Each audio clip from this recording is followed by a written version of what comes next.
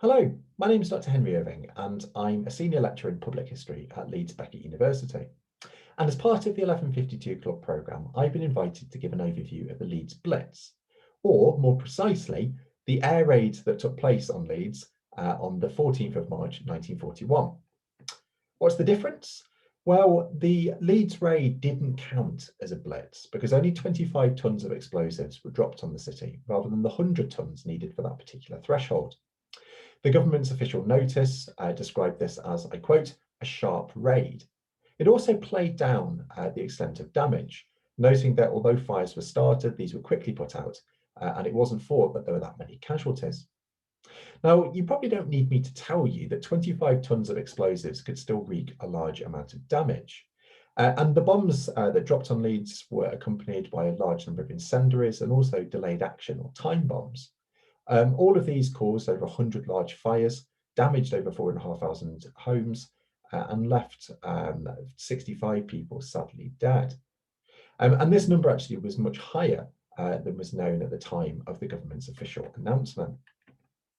Now, the events began around 9 p.m. on the 14th of March, when air raid sirens sounded following sightings of enemy planes. And it's likely that these aircraft were heading towards Clydeside, which was subject to a devastating raid on the same evening. The first incidents in Leeds weren't recorded until around 11 p.m., which suggests a second wave of aircraft. Now, at this point, the records show that there were sporadic fires caused by incendiary bombs. This ramped up around midnight and was followed by high explosives. And a second main wave of attack occurred around 2 a.m. with further fires and explosions. The map on the slide gives an indication of where some of these bombs fell, and you may be able to work out that the main damage was on the city centre and also the industrial areas around the River Aire, but large parts of the city were affected. I'll say a little bit more about maps in a moment. So to commemorate the 80th anniversary of these events, I've been working with a group of final year history students at Leeds Beckett to create a new resource exploring different themes connected to the raid. The websites that we put together went live at the beginning of March, and I would encourage everybody to take a look after this session. You should be able to find it by searching for Leeds Beckett and Leeds Blitz. The students took a thematic approach to the project, looking at the way the raid was experienced by different groups, looking at the damage that it caused, and also the way that it was reported. And as part of this, we also updated an existing map of bomb sites put together by the West Yorkshire Archive Service, so you can explore some of the stories behind individual incidents in more detail. Now, the students were working here with a range of materials. So as well as the West Yorkshire Archives, there was material from the Local Studies Library and from the Leeds Museums and Galleries group. And I think we made some fascinating discoveries, but I'll leave that for you to judge. And rather than simply repeating the students' work today, I'd like to focus the remaining time I have on a single account of the aftermath of the raid. It's from a diary written by Arthur White, who was a 45-year-old shopkeeper from Beeston, and the diary was written for the research project Mass Observation. It records White's journey into the unfamiliar surroundings of the bombed city centre on the morning of Saturday the 15th of March. And I'm going to talk you through each passage and try to draw some connections between the diary and the broader themes. But first, a quick note on Mass Observation, which was a research project set up in 1937. Mass Observation encouraged ordinary people to record their everyday experiences. And I suppose if I was to describe this today, I'd say that it's an example of crowdsourcing. At the time, they referred to this as citizen sociology, or as the first major publication, the book Britain by Mass Observation put it, it was an attempt to create the science of ourselves. The group encouraged volunteers to keep what they called crisis diaries during the course of the Second World War, and they also worked with the British government to measure morale. Now, some of you may be familiar with the most famous Mass Observation diarist, a woman called Nella Last from Barrow-in-Furness, who is better known perhaps as Housewife 49. And her diary, which came to a huge total of 12 million words recorded between 1939 and 1966, was turned into a television adaptation and has been published in a variety of formats. Nella Last is photographed here on the slide with her son. Now, Leeds was home to 12 mass observers. None of them wrote as much as Nella Last. Some of them only wrote for a couple of months or a month at a time. But Arthur White, who, according to mass observation, was given the code D5230, was the longest running diarist. He began recording his war experiences in August 1939, and he continued all the way through to August 1945, although I think there's 1 or 2 months missing. Now, White's diary betrays an interest in war-related news and gossip, and it's also full of overheard snippets of conversations alongside his own personal reflections. And it seems to me that White regarded himself as much as an observer as a diarist. So he was recording what was going on around him, as well as his personal feelings. So the diary for the 15th of March, this begins by describing White's bus journey into Leeds city centre. And he starts out by giving us a sense of the weather. It was, he said, a fine sunny Saturday morning. Nevertheless, White describes a restlessness among the passengers as people peered out of the bus window trying to see where the bombs had fallen.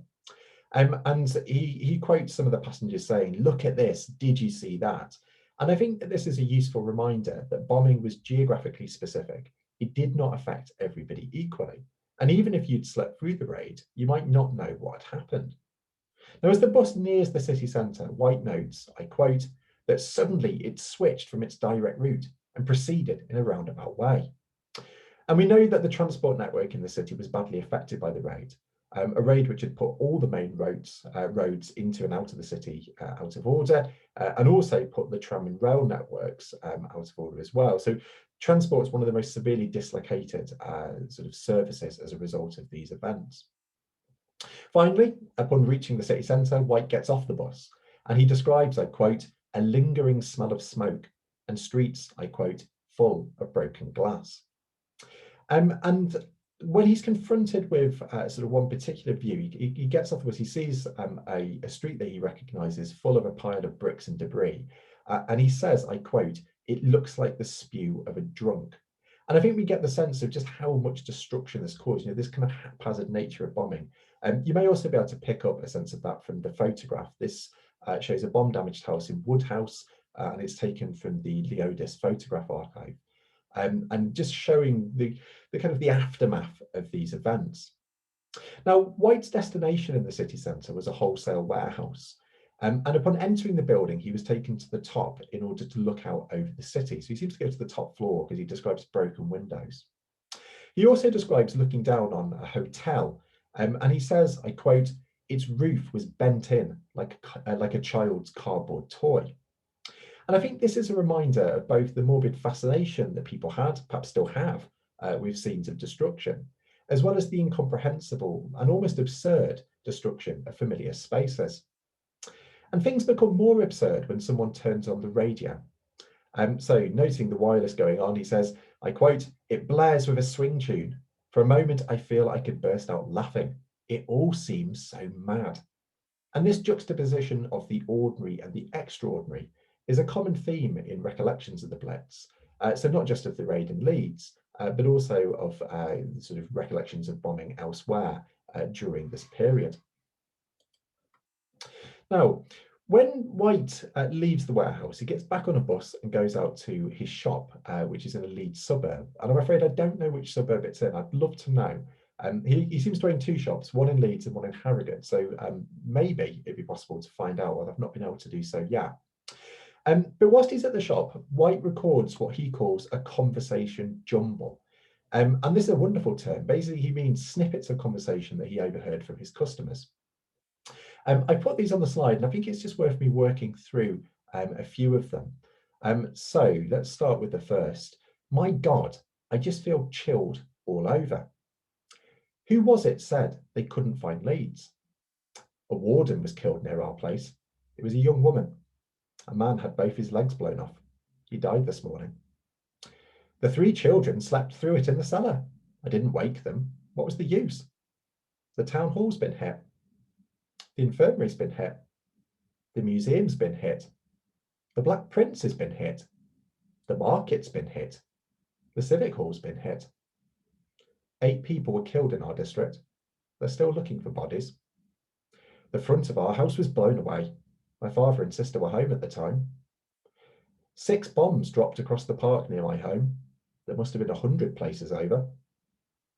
A whistling bomb dropped near our house. At first I thought it was the all clear. He'll be over Leeds again tonight. They always bomb the same places 2 nights running. Now, as a historian of the Second World War, I find these snippets fascinating. And I think taken as a whole, they provide a glimpse into the way that rumours and information circulated at a time when published information was carefully controlled. And we got a sense of that from the official notice. So some fires were started, not that many casualties. Here we're starting to get an insight of the way that people reacted to these events.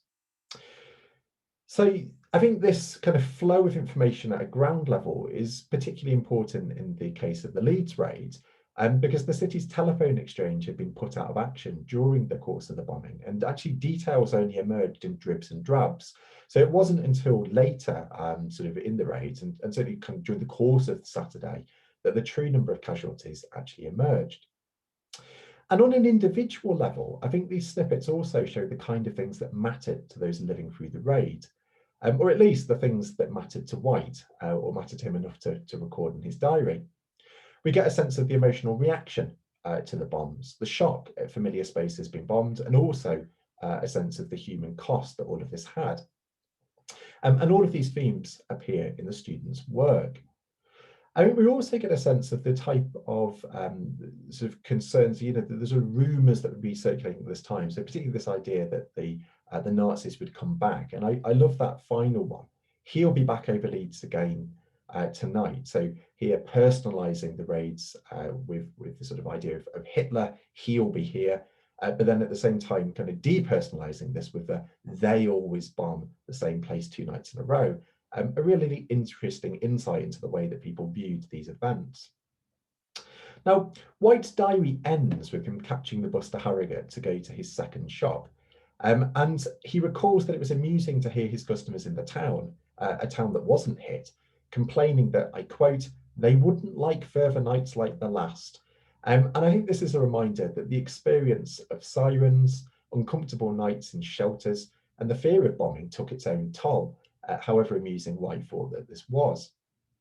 And this leads to my conclusion that it's impossible for us to calculate the impact of the Blitz, or even those raids that didn't make that threshold. Because as the raid on Leeds shows, these were significant moments for those who lived through them, regardless, I suppose, of their actual experience. And that's why we're commemorating and exploring this history 80 years later. I think the students have done a fantastic job on the project, and I'd encourage everybody to go away and see what they've done. Thank you.